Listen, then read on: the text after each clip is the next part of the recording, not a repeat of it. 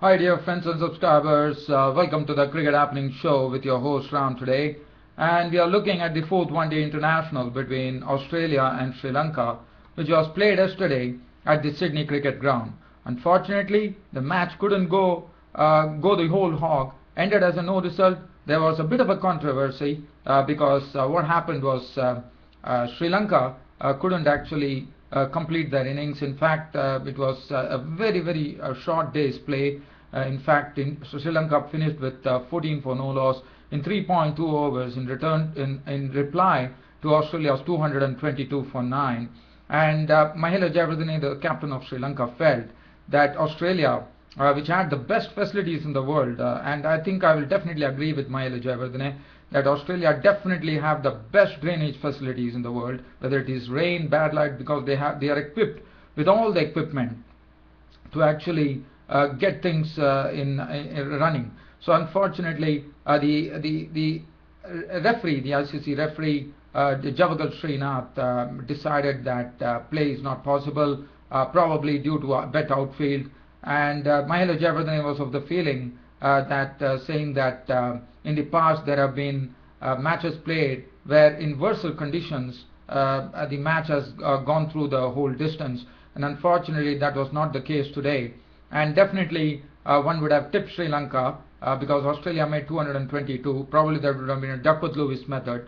But what would have been in favor of Sri Lanka would have been that the ball would have been very because of the wet outfield and the wetness in the pitch. The bowlers would have had the Australian bowlers would have had lots of problems actually gripping the ball on that pitch, and that would have made things easy for Sri Lanka. And so that was probably the precise reason the Sri Lankan captain Mahela Jayawardene in fact referred that the Australia in versatile conditions the teams have played and they have got a result out of it. But unfortunately that was not the case, and this match had to be abandoned as a no result. And probably Sri Lanka would have been they would have been very eagerly looking forward to actually level the series. But now there is one last opportunity left for them, and that would be the fifth one-day international. It will be played within Australia and Sri Lanka, where Sri Lanka will complete their one-day international series at Hobart, and that is a time when Sri Lanka will get one more last opportunity to level the series. So now let's look at what happened in the match between Australia and Sri Lanka at the SCG, the Sydney Cricket Ground. It was the Australians who actually won the toss, and they elected to bat. And after electing to bat, they didn't have it easy at all. In fact, Kulashekara, who was the chief wrecker in the previous one-day international, once again provided Sri Lanka the breakthrough by angling a ball just away from the stumps for Phil Hughes to actually nick it to Chandimal, and he was walking, caught Chandimal, bowled Kulashekara for one. So that was the first wicket to go, 4 for 1. Michael Clarke came in. Michael Clarke hit 2 boundaries in his score of 20. David Warner, on the other hand, was playing well. He was playing his strokes. He was looking good. But Michael Clarke Kulashekara not only had the breakthrough, but also provided, I would say, double breakthrough, because with the score on 50, Australia lost their second wicket as Michael Clarke was claimed LBW ball Kulashekara. It went for a review, and finally it turned in favor of Kulashekara as Michael Clarke was gone for 20, and that made the score 50 for 2. Once again, some splendid bowling from Nuwan Kulashekara, kept the ball up to the batsman, got the ball to swing, but not, I wouldn't say the conditions were quite favorable, but even then Kulashekara, probably his morale was being absolutely boosted up that after wrecking Australia for 74, bowled in the right areas to strike it big. So 50 for 2 Australia at that time in the 10th over, and David Hussey came in to join Warner. Warner then suddenly started playing some good strokes. He was stroking the ball pretty sweetly, but Lasith Malinga came in and provided he just provided further thrust for Sri Lanka, as he actually claimed the wicket of David Hussey, who was caught by Thirimani of the bowling of Malinga for 1 of 9 balls, which made the score 53 for 3. And then there was a brief partnership between Hughes and Bailey, which puts the score on to 93 before the wicket to go was George Bailey, who after making 22 runs of 39 balls with 2 fours was a victim of Rangana Herath, as he was caught by Pereira of the bowling of Herath. But This was the time when Australia were 93 for 4, but David Warner was looking good. He had a fair share of runs in that particular score of 93. But then when the score reached 125, David Warner, after doing all the hard work, was gone. As Tissera Pereira actually had him LBW for 60 of 73 balls, 6 fours, and he was the highest scorer in the match. And that made Australia really struggle at 125 for 5. And then there was not much that Australia could do. In fact, they were all out for 222. The only reason that they reached that mark of 222 was due to the fact that Mitchell Starc in the lower order contributed an unbeaten 52 of 37 balls with 7 fours, and one had the feeling that Mitchell Starc is definitely showing glimpses of being a good all-rounder. In fact, he had an unbeaten 52 his name of 37 balls with 7 fours. 222 for 9 was the final score for Australia. Moises Henriques was LBW bowled Rangana Herath for 3. It was a very good delivery from Rangana Herath. Mitchell Johnson was claimed LBW bowled Malinga for 10 of 25 balls. Clinton McKay was cleaned up by Kuleshekara. Doherty remained not out on 10 along with Mitchell Starc, who had an unbeaten 52 to his name of 37 balls with 7 fours. And I thought that was a very important knock for Australia there. As far as the bowling figures were concerned, Angelo Matthews 10 overs 1 maiden, none for 50. Kuleshekara 10 overs 2 maidens, 3 wickets for 30 runs. Lasith Malinga 10 overs 2 maidens, 2 for 33, bowled splendidly I thought, but Kuleshekara was the pick, no doubt about it. But Malinga was definitely providing the thrust into the bowling for Sri Lanka. Tissera Pereira 10 overs no maiden, 2 for 64, was a bit costly. Rangana Herath bowled very well. Really put a lot of, I would say, stemmed the flow in the sense because of the pressure which was building on Australia. Rangana Herath came in and bowled his overs in a very superb style, I thought. 10 overs no maiden, 2 for 37. So Australia wound up for wound up finally at 222 for 9. And after that, Sri Lanka, as I said, because of the wet outfield, the ICC match referee Javagal Srinath decided to stop play and said there was no more play possible.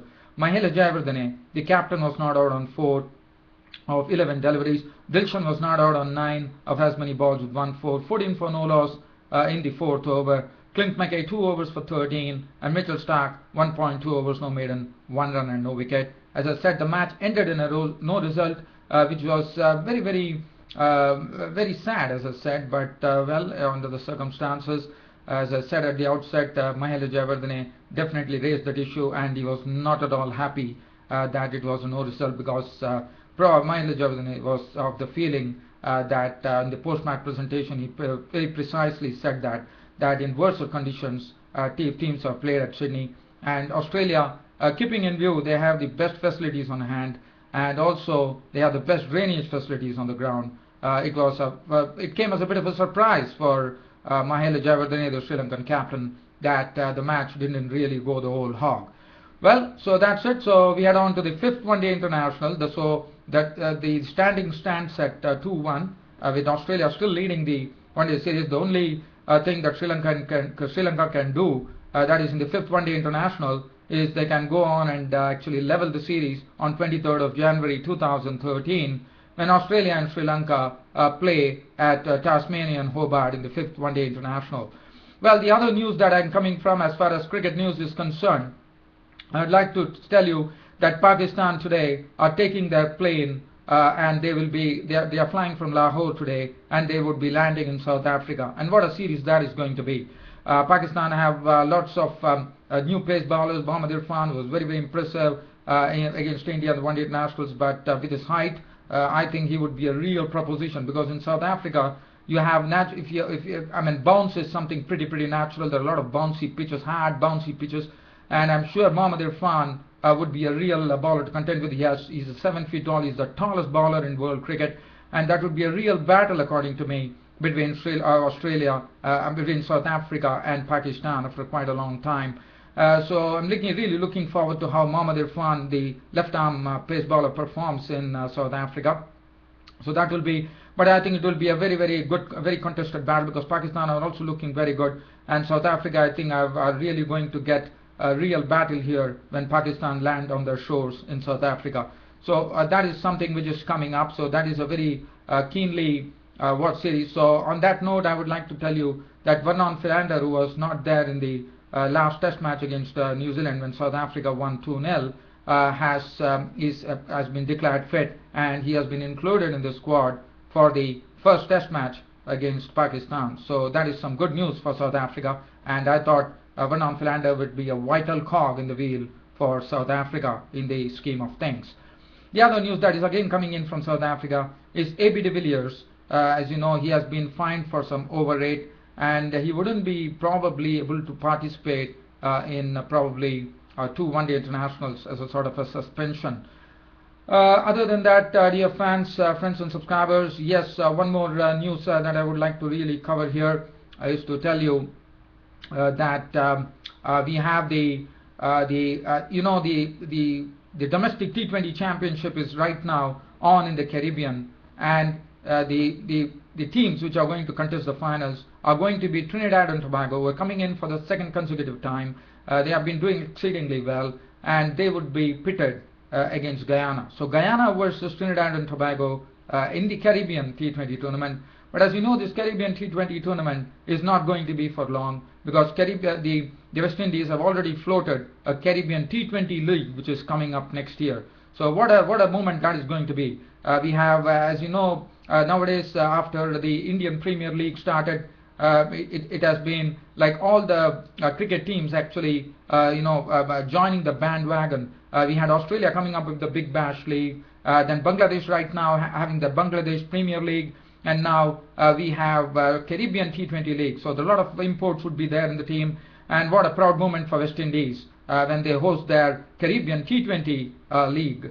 So as I said, a lot of countries are really giving lots of importance to the T20. Probably that is going to be a real entertainer for world cricket for sure. So Caribbean T20 is not longer to be, it's going to be the Caribbean T20 League, like the IPL and the Big Bash League and the Bangladesh Premier League. We are going to have a Caribbean T20 League tournament going to be played there in the West Indies. So tomorrow it is going to be Guyana versus Trinidad and Tobago. Bangladesh Premier League, well, it is going, but I don't have much time to really dwell on that, because as I said, unless and until I have lots of time to actually talk on cricket, I can do reports on each and every game, because I am never tired of cricket. I can report day in and day out on cricket. But the only thing that needs to happen, dear friends and subscribers, I need a job from cricket which actually starts paying me. Well, that happens, then your host Ram will be there to report on any of the matches which is played all around the globe on cricket. Such is my interest in cricket. Cricket is my birthright, and I shall have it. Thanks for your company, and thanks for your watching cricket happenings on a very regular basis. Your support has been tremendous. I love that support, and keep that support coming, and your host Ram will be there time and again for you to do your cricket happening show. Until then, this is your host Ram waving goodbye. Thank you.